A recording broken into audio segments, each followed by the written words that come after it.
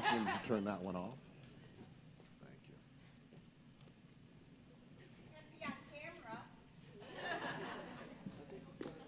you. It's off. Okay, it's off. Good morning. Good morning. It's wonderful to be back at CSA. Wonderful to see the Reverend Dr. Georgia. It's been a little while. Thank you, Reverend Rick, for having me back. I guess I didn't offend enough people last time. You got time. I got time. In my congregation, we give 2-hour sermons, so get comfortable. A little bit more. No. So we're in the middle of the Jewish holiday of Passover at the moment. Last time I came, it was Hanukkah. So here we are at Passover. Passover is a holiday of commemorating and focusing on oppression and freedom. We tell the story of the ancient Hebrews mythologically or perhaps historically being oppressed in Egypt, or Mitzrayim in Hebrew, which is a much better word because we're not talking about contemporary Egypt, and because Mitzrayim means the constricted place, the narrow place, the birth canal. So we talk about the oppression and the path to freedom way back when. We talk about internal Mitzrayims, oppressions, constrictions in our lives today. And we talk about oppressions and constrictions in the world, in our world. Racism, homophobia, what's happening in Gaza, war the world over, disease, poverty, human trafficking. So many things we can put in the category of pharaohs of today, oppressions of today. Reverend Sarah, in her guided meditation, told us to remember back to what's important. And this is really what Passover is about returning to what we know to be true. In the story of the Exodus from Egypt, it's said that the Israelites, in the 400 years of enslavement, forgot most everything. Most importantly, the name of God, the face of God, their connection to God. They were at the deepest of spiritual depths in the consumerism, in the materialism of Mitzrayim of that time, as well as being slaves. And then, of course, they come out and they make it to Mount Sinai, where they reach the highest of spiritual pinnacles, remembering, knowing, personally connecting with the divine. And of course, we go back and forth and fall somewhere in between. There are times that we remember and times that we forget. And we gather together like we do here at CSA on Sunday mornings to remember what's most important, to remember our spiritual truths. Besides preaching the occasional Sunday morning, I lead a couple of meditation groups each week. I lead a public one on Tuesday evenings at 7 o'clock, a little commercial plug here, in person in Davis, but also on Zoom, mindfulness meditation. And we talk about remembering, about returning to our wisdom and compassion. But then on Monday afternoons, I teach one through my work with Exodus Project with returning citizens, folks coming out of prison and jail. And we do meditation together there. And the guys, mostly right now it's men, talk about remembering what it's like to be human. Because to be in prison for 30 years, you have to cut off your humanity. I've forgotten, one of them says, I've forgotten what it means to feel. In Passover, we clean out the old and we bring in the new. One of the symbols of Passover, of course, is matzah, the unleavened bread. We clean out our entire house in a Jewish OCD ritual of every speck of leavened bread before Passover starts. And then we get this dry cracker. It's a dry cracker. You can have some afterwards. You're welcome to it. Just have some water handy. You know, one year they made, accidentally at the factory, they made the matzah cardboard boxes out of the matzah. They put the cardboard in the box, and everybody at the Passover Seder didn't know the difference. So the rabbinic question when they discovered the problem was, had we fulfilled the obligation of eating the matzah as we were supposed to, because we thought we were, anyway. We break the matzah in half at the Passover Seder, and the smaller half is said to be the bread of oppression, the bread of a poor person, the bread of a slave, the bread of Gazans having to make bread out of animal feed, the bread of our pride, the bread of our affliction, the bread that was baked on the backs of the Israelites as they left in the hot sun. But the second half, the bigger half, we eat at the end of the Seder. It's called the afikomen, a Greek word for dessert. Imagine this as your dessert. But it's said to be the bread of freedom, the simple bread of moving from me, my, mine. I may not be much, but I'm mostly what I think about, to something that's just God, where my will is aligned with God's will, where all are free, where we don't need much more than this. We hide the afikomen and the kids find it and bring it back at the end of the Seder. And we tell the story. We tell the story of the Exodus from Egypt, and we tell the story of oppressions today, and we tell the story of our own narrow places we're trying to get out of. And in the story, while Pharaoh is never named, he's just called king or Pharaoh, the two midwives, Shiphrah and Puah, the ones who don't kill the baby boys as Pharaoh had instructed, but instead save them, they are named. They are the ones that save Moses and the other baby boys. Shiphrah and Puah are the midwives who refuse Pharaoh's order to kill the boys at birth, and in doing so provide us with quite possibly the first recorded example in human history of civil disobedience in the face of tyranny. And not surprisingly, two women.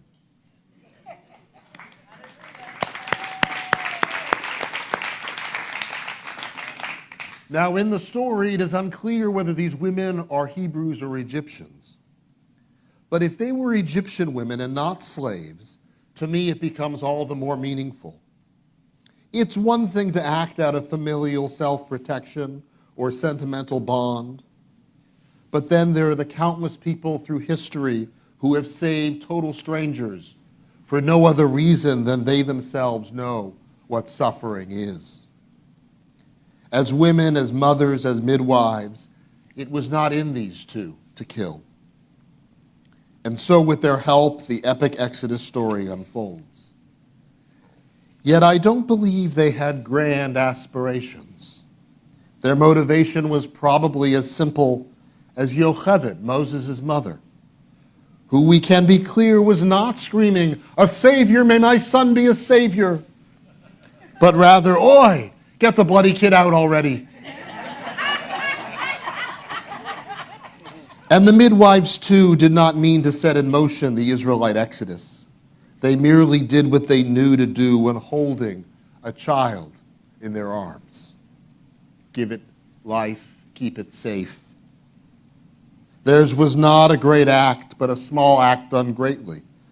Yet their moment of courage and kindness in the story is the reason we are all here today. Now, of course, Moses grows up in the Pharaoh's palace and eventually sees the oppression, kills a taskmaster, a slave master, and has to run away to Midian, to the wilderness, to his middle age of unknown, to his wandering, until, of course, what happens? He sees the burning bush.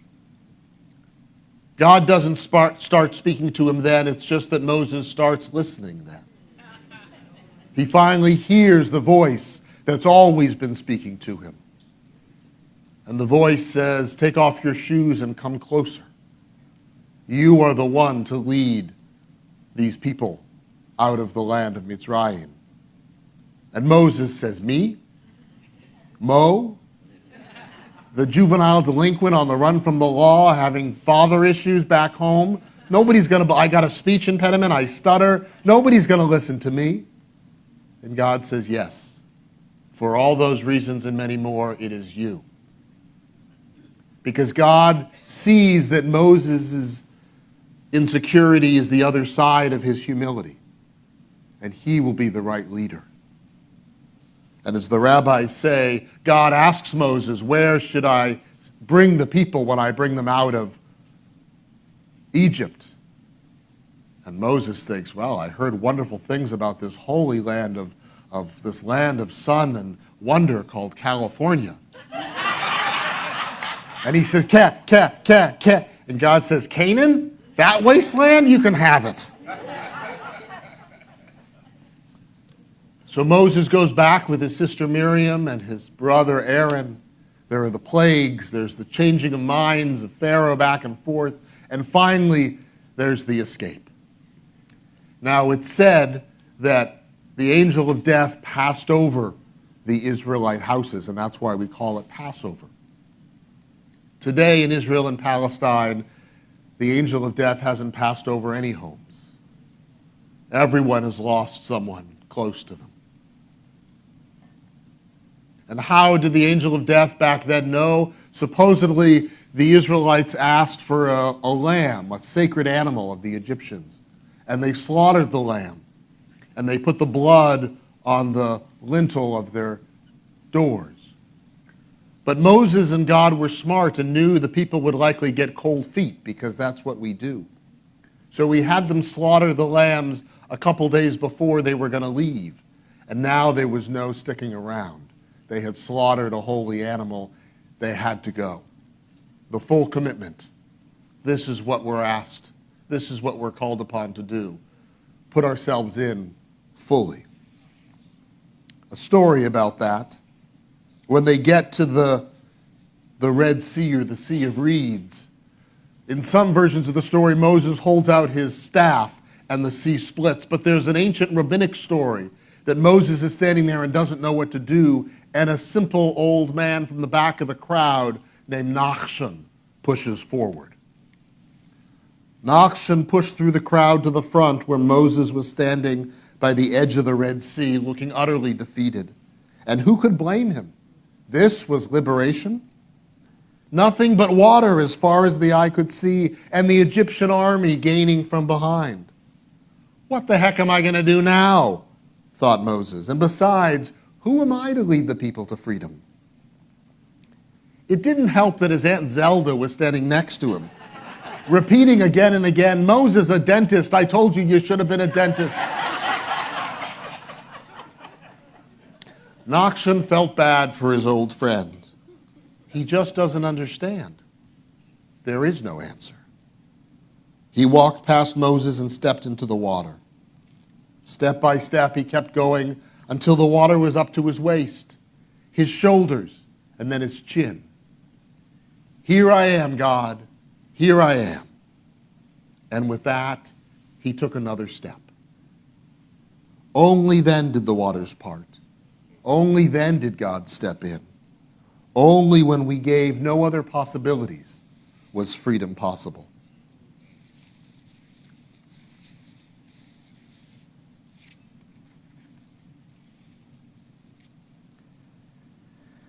We all have opportunities to make a difference in our lives, in the lives of the people around us, in the world at large, the suffering that is out there. We might think that, what can I do? And Nachshon and Shifra and Pua are examples of what individuals can do. Some years ago, I was leading Passover seders. I told one story from this last time I was here. I'm going to tell a different one, don't worry. I was leading Passover seders in women's prisons here in California and would get 30 or 40 women, Jewish, who were incarcerated in for 3 years to life without parole, 18 years old to 85, and we'd celebrate the Passover Seder, we'd tell the story, we'd sing the songs, we'd eat the food. And with one of the groups, the first Seder I led inside, we got to a certain song called Dayenu, which means it would have been enough. Enough. And in the song we say, if God had brought us out of Egypt but hadn't split the Red Sea, it would have been enough. If God had split the Red Sea but hadn't brought us to the other side, it would have been enough. If God had brought us to the other side but hadn't given us manna, food in the wilderness for 40 years, it would have been enough. And I said to the women, this is kind of a strange thing. What does it mean? Because if it had stopped at just getting to the sea but not splitting, we would have all died. That can't be enough, right? And one of the women said, I think it means wherever we are, just that is enough. And there were some ahas and there were some oohs in the crowd. And I said, let's sit with this for a couple of minutes and decide whether we want to sing it or not. So we closed our eyes, these 30 or 40 incarcerated women and I.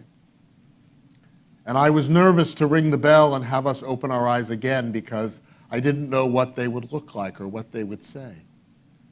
But when we did open our eyes, a couple of them looked like they were unsettled and frightened. But more than that, a couple of handful looked like they were totally at peace. Like they had just seen Elijah the prophet or Jesus Christ. They had truly come to peace with where they were in their lives right then. Not when they got out of prison. Not when we get the next job. Not when the kids move out. Not when I have kids. Not when I finally get grandkids. Not when this or when that. But right now. Just this. Dayenu. It is enough. So we accept the truth of reality of how it is, and we know also that the world is broken like the matzah, and there is much work to be done to bring more peace and wholeness in the world around us. Thank you.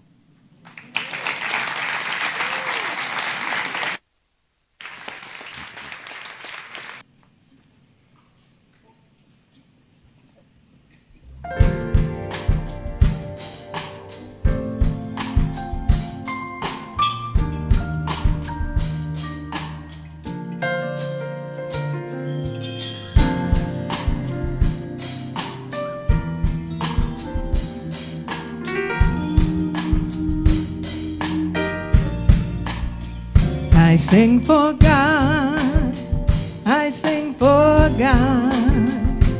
Every time I sing for God. I sing for God, I sing for God.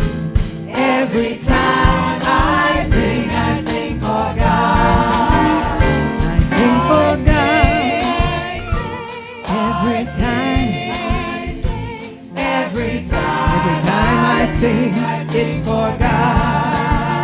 I sing for God.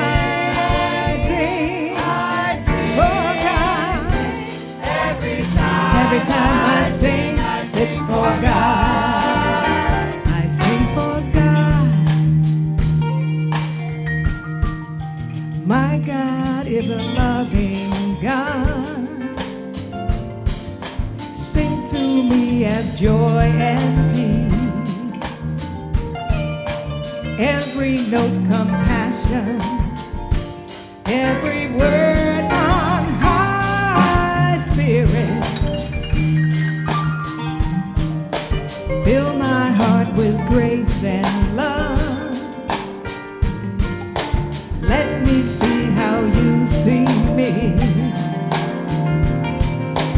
I will sing your praise and will always praise you, Spirit.